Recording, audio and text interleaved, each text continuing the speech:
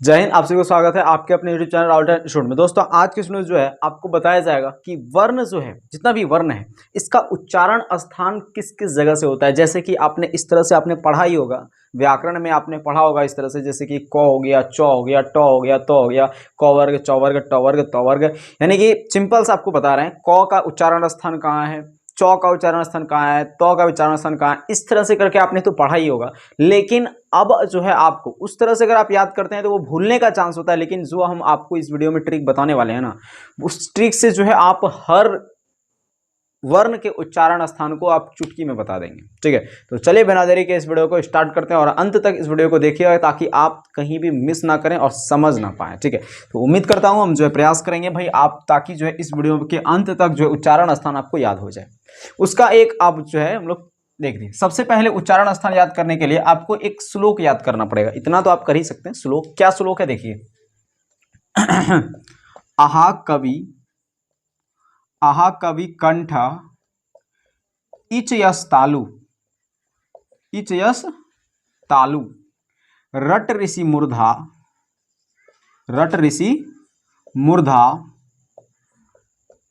तुलसी दंत उपहोठ। यही हो गया हमारा आहा कवि कंठ इचयस तालु रट ऋषि मूर्धा तुलसी दंत उपहोठ। बस ये श्लोक है आपका। इसको पढ़ेंगे कैसे देखिए।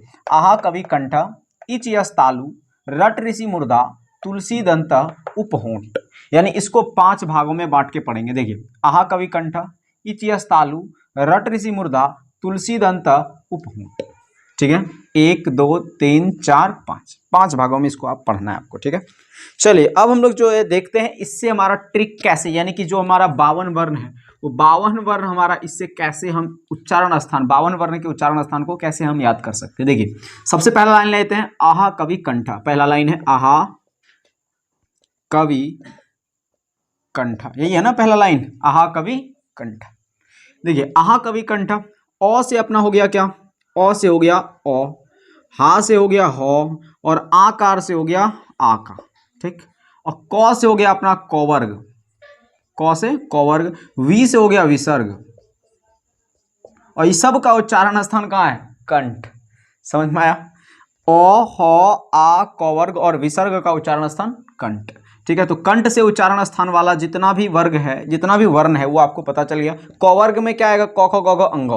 विसर्ग में, विसर्ग आपको चिन्ह पता होना चाहिए, ये विसर्ग हो गया। आ का उच्चारण स्थान कंठ, ह का उच्चारण स्थान कंठ, अ का उच्चारण स्थान कंठ। अब बताइए, अब कंठ का उच्चारण स्थान आपको याद करना है तो सिंपल से एक लाइन याद रखिएगा, आहा कवि कंठ। अ से अ, ह से ह का उच्चारण स्थान, आ से आ, क से कवर्ग, और वी से विसर्ग, और ये सब का उच्चारण स्थान है कंठ। इच यस तालु, अगला देखते हैं इच यस तालु, है ना, यहां देखते हैं इच यस तालु, इच यस तालु। दीर्घई से हम हर्षई दुर्गई दोनों ले लेंगे, दीर्घई से हर्षई दुर्गई दोनों ले लेंगे। ठीक है, चौ से हो गया चौवर्ग, पूरा चौवर्ग यानी चौ से या, य से हो गया अपना य, और तालव्य स से हो गया तालव्य स। इस सब का उच्चारण स्थान है तालु। समझ में आया। हर्षई दुर्गई चौवर्ग में चौ से या, य हो गया और तालव्य स हो गया, इस सब का उच्चारण स्थान है तालु। ठीक है, चलिए अगला लाइन है रट ऋषि मूर्धा, रट ऋषि मूर्धा। अब इस लाइन में देखिए कैसे हम लोग बनाते हैं। र से हो गया अपना र, ट से हो गया टवर्ग, ट से टवर्ग, री से हो गया री, सौ, यहां देखिए कौन सा सौ है, मूर्धन सौ, तो मूर्धन सौ, और इस सब का उच्चारण स्थान है मूर्धा। समझ में आया।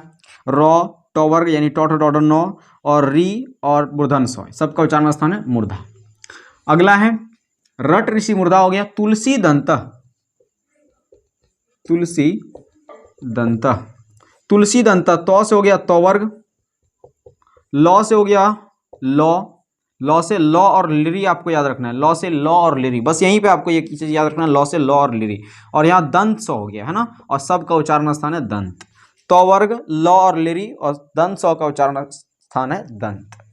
ठीक है, उपहोठ, उपहोठ, ओठ कहें या फिर होठ कहें या ओष्ठ कहें। ठीक है, दुर्गहु से यहां हम लोग जो है ले लेंगे हर्षहु दुर्गहु दोनों ले लेंगे। ठीक है, प से हो गया अपना पवर्ग, और होठ से हो गया होठ कहें या फिर होठ कहें। ठीक है, होठ कहें या फिर होठ, होठ कहें या फिर ओष्ठ कह सकते हैं। क्लियर है? इस सब का उच्चारण स्थान है ओष्ठ से। समझ में आया आपको? देखिए आहा कवि कंठ यानी हो गया हमारा टोटल ये सब का उच्चारण स्थान, ये जितना भी है ये सब का उच्चारण स्थान कंठ। इच यस तालु, तालु वाला उच्चारण स्थान हो गया। मूर्धा, मूर्धा वाला उच्चारण स्थान। दंत वाला उच्चारण स्थान। होठ वाला उच्चारण स्थान। ओष्ठ वाला उच्चारण स्थान आपका क्लियर हो गया। क्लियर है इतना? ये समझना, मतलब इसको आप एक दो बार अगर आप ट्राई करें खुद से तो आपको इजली तरीके से बन जाएगा। ठीक है?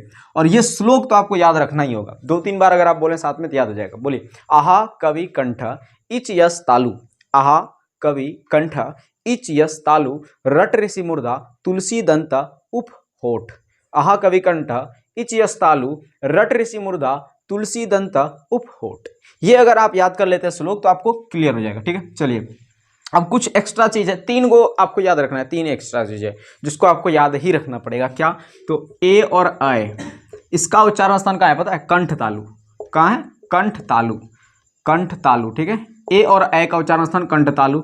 ओ और औ का उच्चारण स्थान है कंठोष्ठ। कहाँ है? कंठोष्ठ। ठीक है? कंठोष्ठ। एक और हो गया अपना वो का उच्चारण स्थान है दंतोष्ठ। कहाँ है भाई? दंतोष्ठ। ठीक है? बस ये 3 गो आपको एक्स्ट्रा याद करना है। बस क्लियर हो गया, आपका टोटल उच्चारण स्थान कवर हो गया।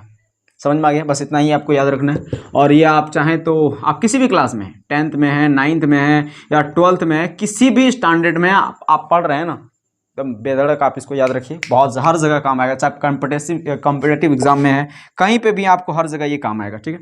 तो मिलते हैं हम लोग, इसका आप एक स्क्रीनशॉट पहले ले लीजिए।